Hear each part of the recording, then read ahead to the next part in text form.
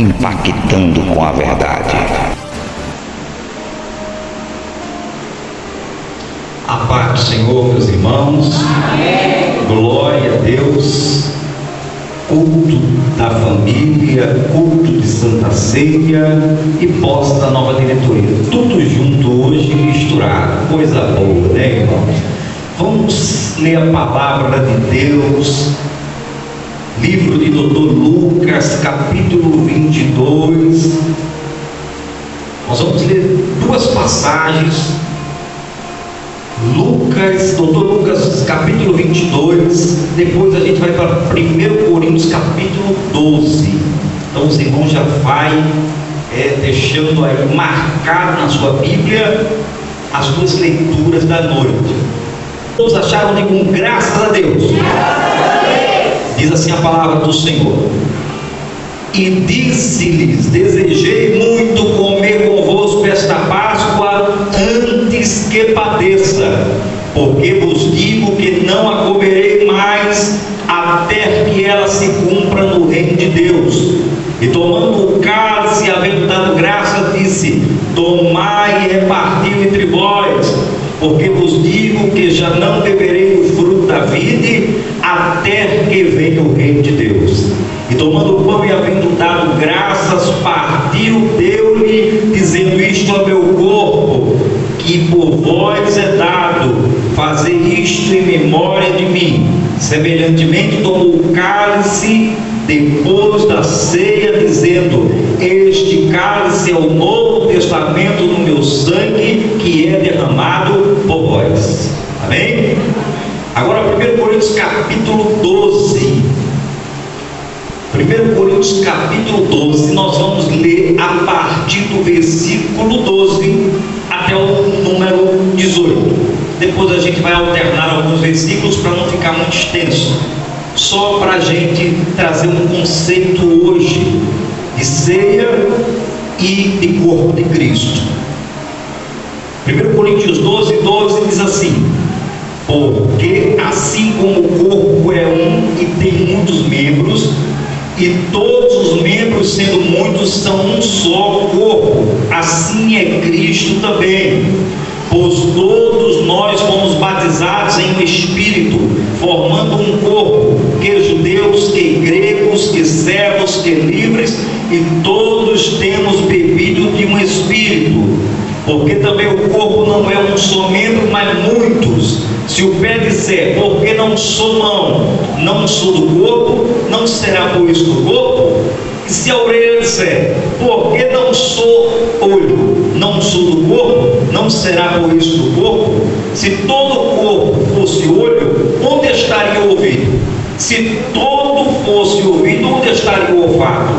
Mas agora Deus colocou os membros no corpo, cada um deles como quis. Agora vamos pular lá para o versículo de número 22.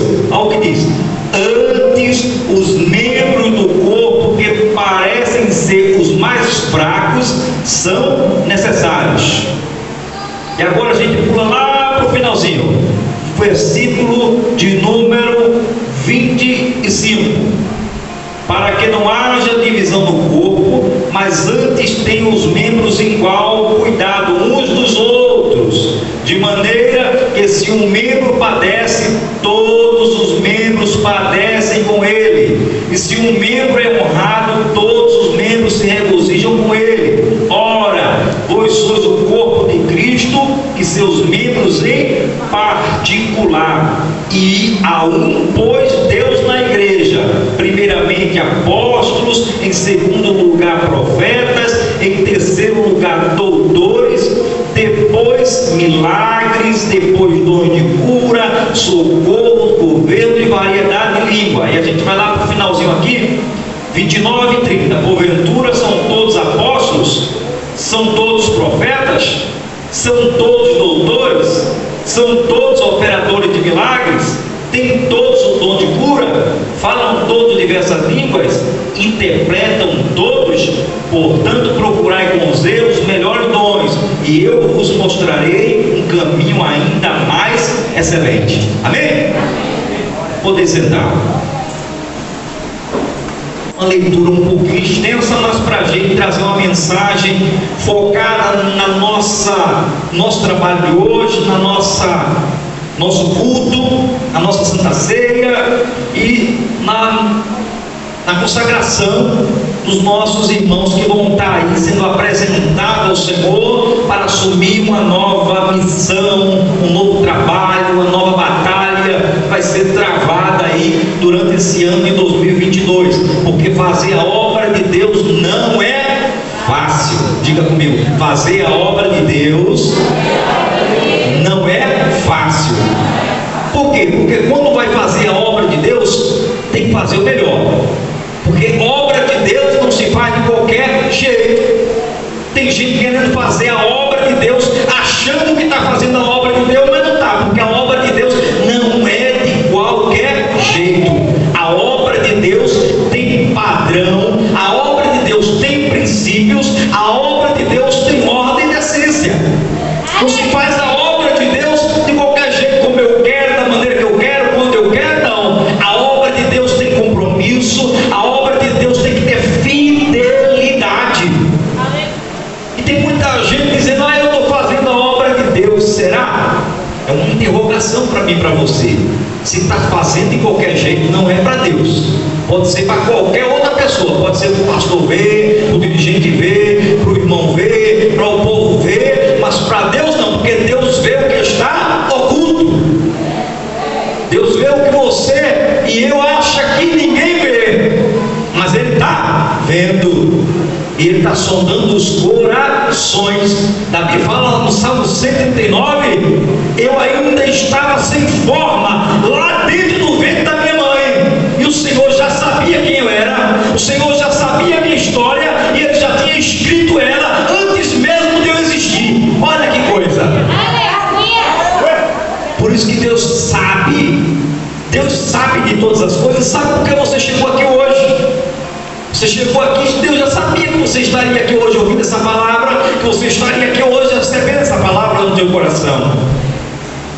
Mas irmãos, culto de Santa Ceia é o culto que a gente tem que estar sempre conectado com a comunhão, conectado com Deus.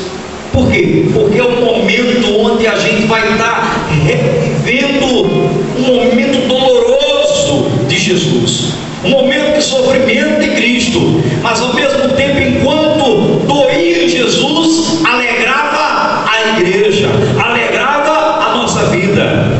Enquanto Jesus sofria, nós comemoramos, porque enquanto Ele derramava sangue, eu e você podemos glorificar a Deus pela oportunidade da salvação através da graça do Calvário, do sacrifício de Jesus. Então, irmãos, enquanto Ele sofre, a gente se alegra. Por quê? Porque quem era para estar naquela cruz era eu e você, carregando ela, levando chicotada, sendo cuspido, sendo esmagado, sendo pisado, sendo zombado e depois morto, e sem Deus descer à sepultura e ser condenado ao inferno. Mas Jesus diz, não, Pai, eu vou por ela, eu vou por ele. E muitas vezes você convida alguém para fazer a obra de Deus, e é tanta da dificuldade para fazer alguma coisa para Jesus, para fazer alguma coisa para a obra de Deus e Jesus, porque Ele não botou dificuldade para carregar a cruz, porque Ele não colocou dificuldade para seguir o caminho do Calvário. Ele poderia ter colocado um monte de obstáculos e disse, não, Pai, eu não vou, é difícil, eu sou santo, eu vou me contaminar, porque eu vou pisar em terra de pecado, e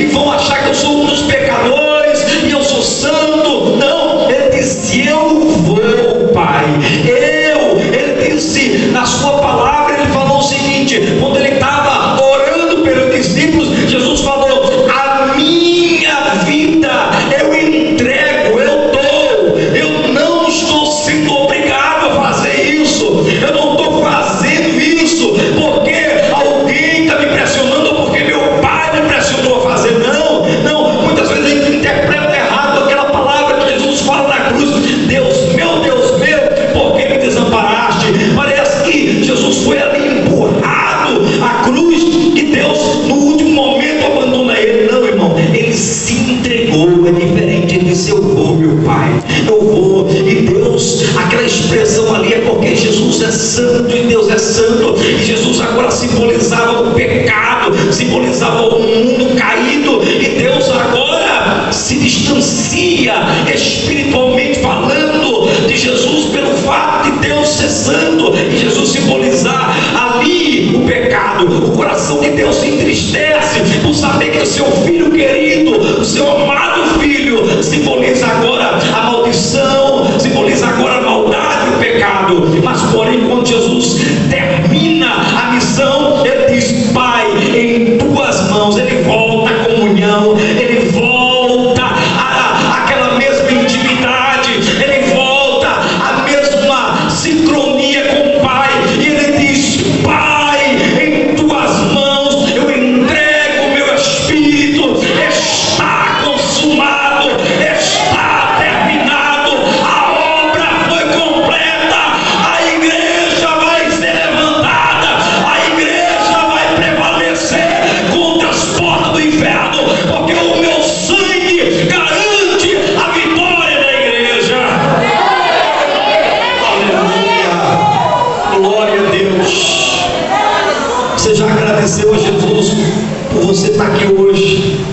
Você já agradeceu por você estar vivo? Você já agradeceu pela saúde que Ele te deu? Aleluia. Jesus está se despedindo dos discípulos. Ele está dizendo: ó, essa é a última ceia. Aqui a gente não vai cear mais. Aqui a gente não vai ter mais esse encontro. Eu não vou beber mais do fruto da vide até que no reino de meu Pai eu volte a comemorar esse momento com vocês.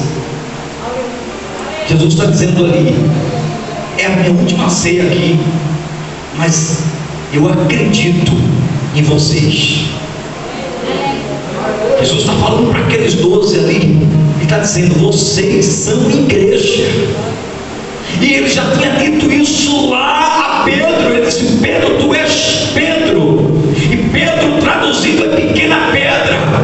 Ele disse: Pedro, tu é uma pedra pequenina, mas sobre a rocha, sobre mim, que sou a grande pedra, a pedra principal de esquina, sobre mim eu edificarei a igreja, e as portas do inferno não prevalecerão contra ela.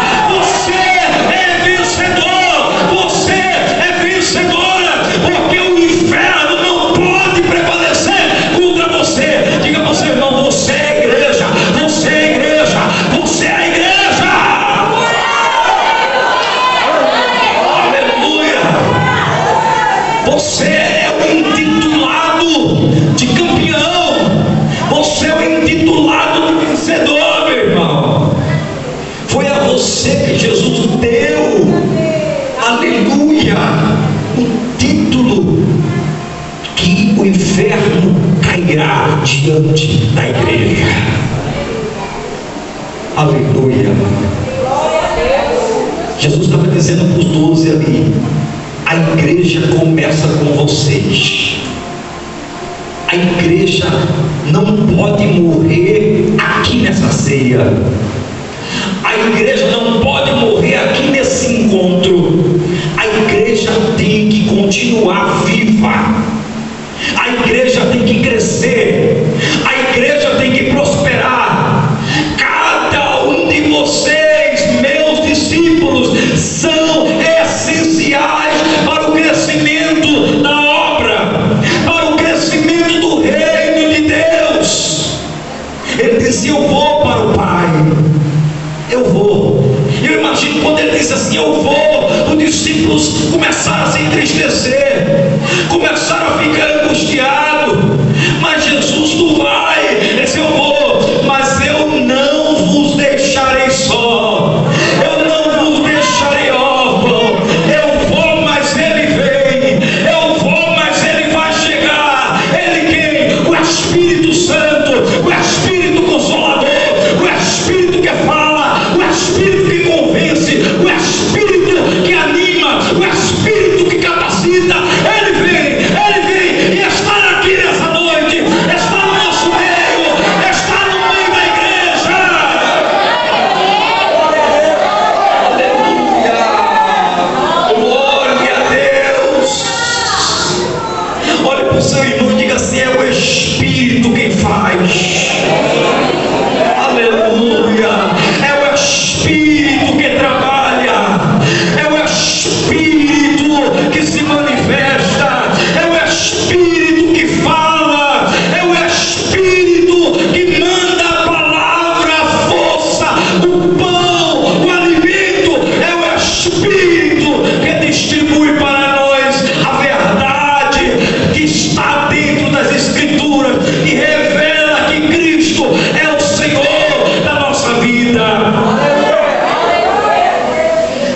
de nós seríamos capazes de estarmos aqui.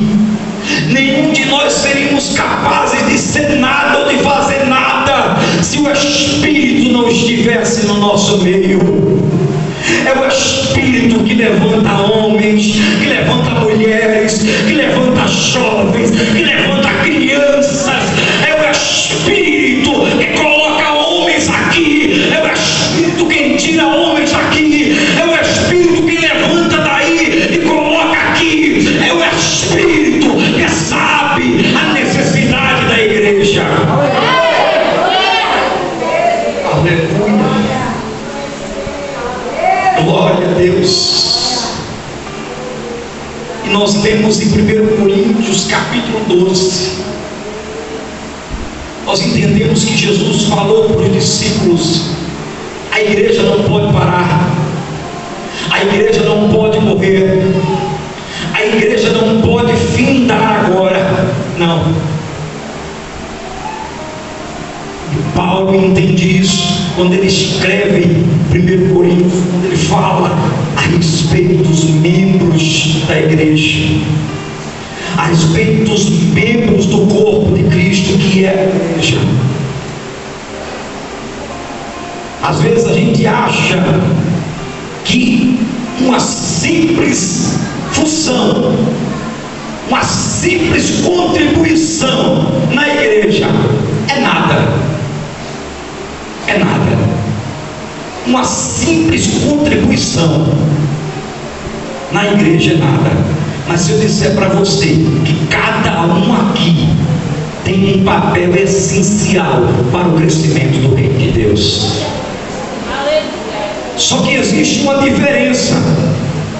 Todo mundo é necessário, porque a Bíblia diz, e nós lemos isso, que até os vasos ou os membros mais fracos são necessários. Sim ou não?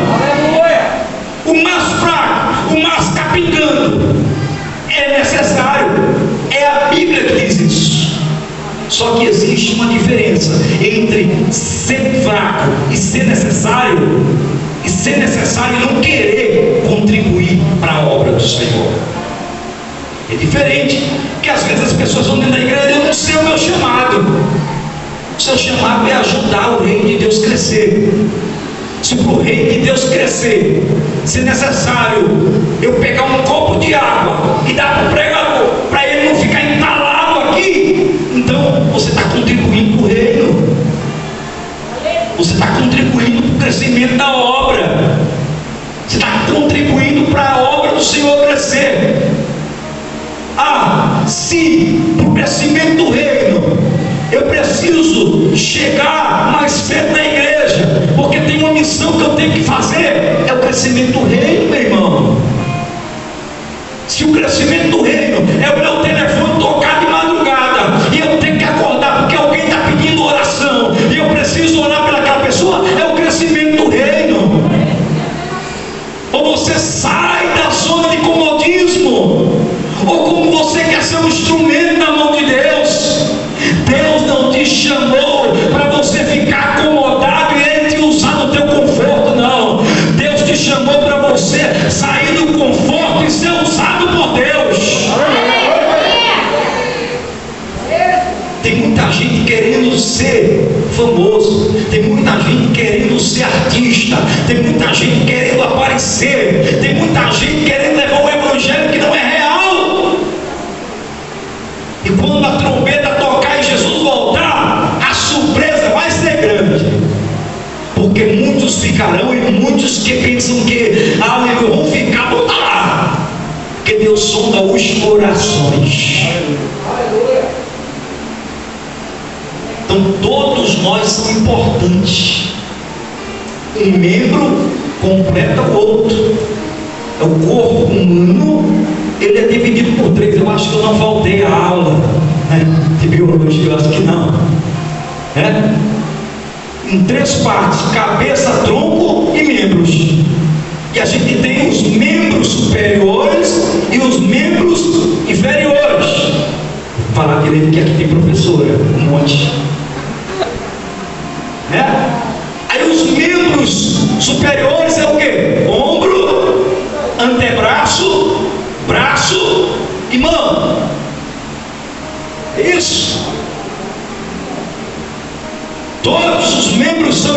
importante, sim ou não? Vai dizer isso para quem só tem uma mão? Vai dizer que não é importante? Ah, fulano não tem valor nenhum. Ele não tem valor porque ele mesmo se desvaloriza, porque ele mesmo não quer assumir compromisso na casa de Deus, porque ela mesmo não quer ser uma ponte de bênção para outra pessoa, e se retrai, e se esconde, e recua. Mas se ela der espaço, Deus vai usar ela. Se ele der espaço, Deus vai usar ele. Mas sabe qual é o problema do povo de Deus? Eu não estou falando da igreja congregacional pentecostal só. Eu estou falando do problema generalizado das igrejas. É que as pessoas só querem estar nos locais de destaque. As pessoas só querem os cargos importantes para serem vistos. Mas eles não entendem que quanto maior for a responsabilidade, maior será a cobrança de Deus. Se eu estou aqui no cargo de pastor e eu falo errado e eu prego mentira, Deus irá cobrar de mim. E mesmo que eu pregue a verdade, mas eu não vivo essa verdade, Deus irá me trazer a juízo do mesmo jeito. Então não adianta ficar escondido atrás da capa, porque a capa Deus vai fazer cair. Ou a gente faz a obra, ou a gente chega diante de Deus e tira a máscara de vez e diz: Senhor, eu não aguento viver um evangelho de falsidade. Quebra esse vaso, quebra ele e faz outro. Tem hora que a gente tem que tirar a máscara, irmão.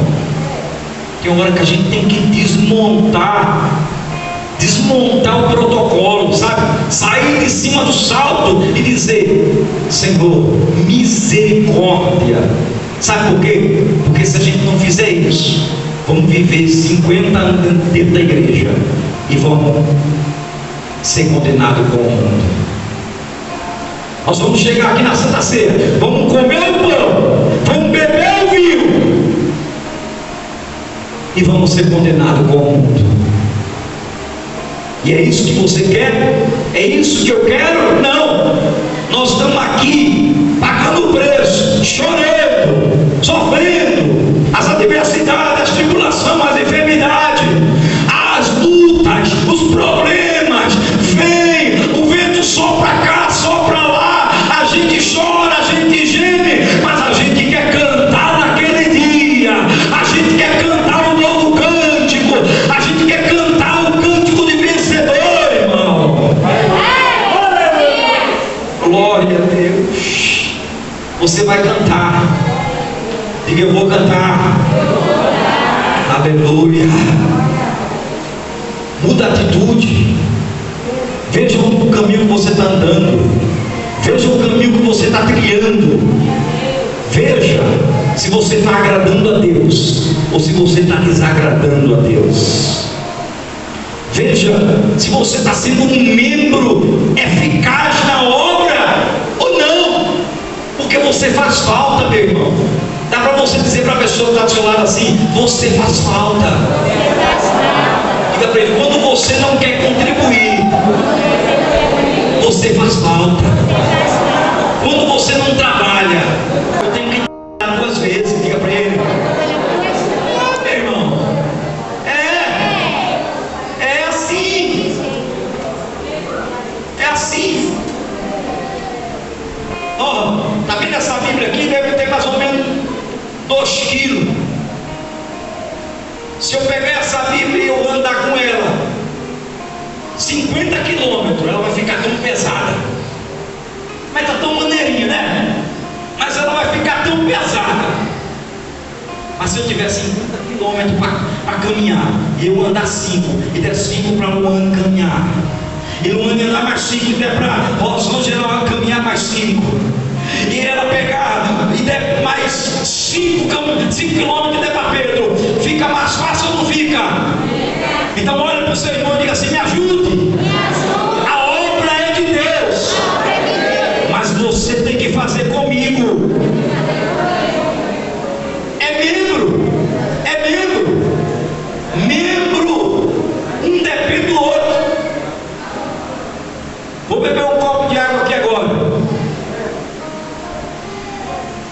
Agora imagina esse copo de água aqui que eu estou segurando.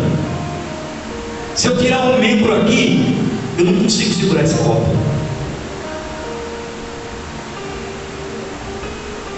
Se eu tirar o polegar, fica difícil, né? É mais fácil fazer a obra com o polegar ou sem o polegar? Pois é, irmão. Então, ninguém é desnecessário. Todos são necessários. Porém, alguns começam a se deslocar e se autodenominam inúteis. Que eu tenho certeza, porque Deus fala isso na sua palavra: abre a tua boca e a eu encherei. Eu não sei falar, abre a boca e deixa que o Espírito enche. Mas eu não sei fazer. Mas Deus te capacita. Deus te capacita. Deus te ajuda. Deus te fortalece. O que é que Paulo diz aqui? Se todos os membros fossem ouvidos, cadê a boca? Como é que ia falar? Só ia ouvir. Se na mão só tivesse dedo numa mão e na outra fosse orelha, ia ficar legal isso?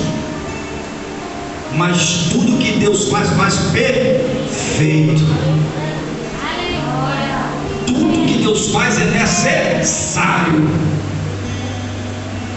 Aí você tem aqui, ó, nos membros inferiores, né?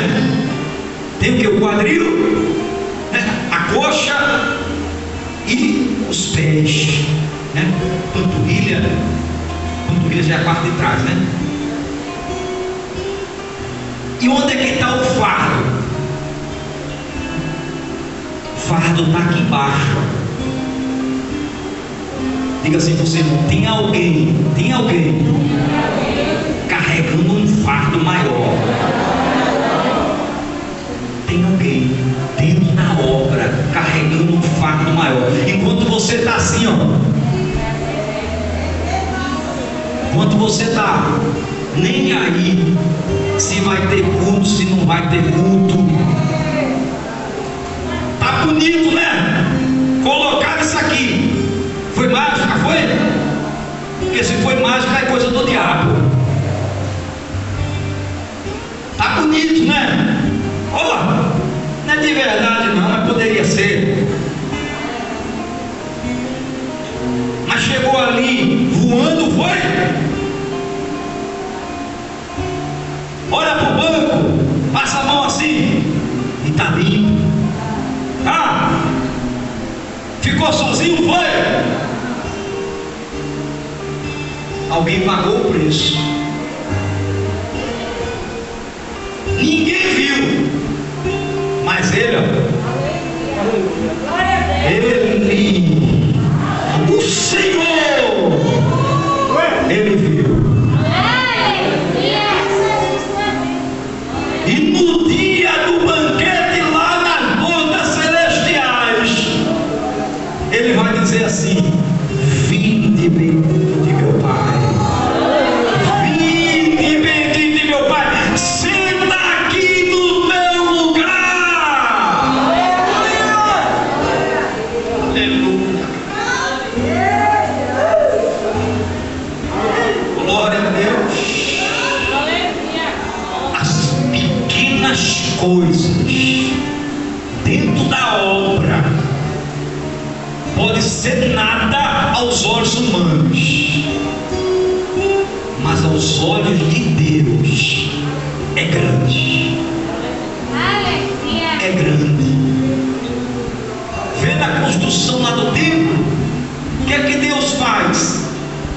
Deus levanta cada um com uma propriedade para construir algo. E Deus é detalhista. Diga para o seu irmão: Deus é detalhista. Deus disse dimensão, tamanho, largura, comprimento, cor, material, obra-prima. E ainda diz que vai fazer é fulano, viu? Agora, Deus mandou o carpinteiro fazer a coluna de madeira. É o ferreiro que vai fazer? É.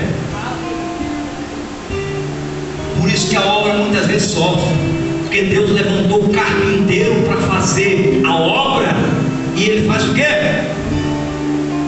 Não está nem aí para aquilo que Deus colocou ele para fazer. Aí o ferreiro, como tem a maior obra, não sabe mexer com madeira, aí ele vai lá, começa a bater com martelo e a trabalhar. Aí Deus diz assim: carpinteiro, vai fazer a obra. Carpinteiro, vai fazer a obra. E o carpinteiro está nem aí. Você pensa que Deus vai ficar te implorando, é? Você pensa que você é insubstituível, é?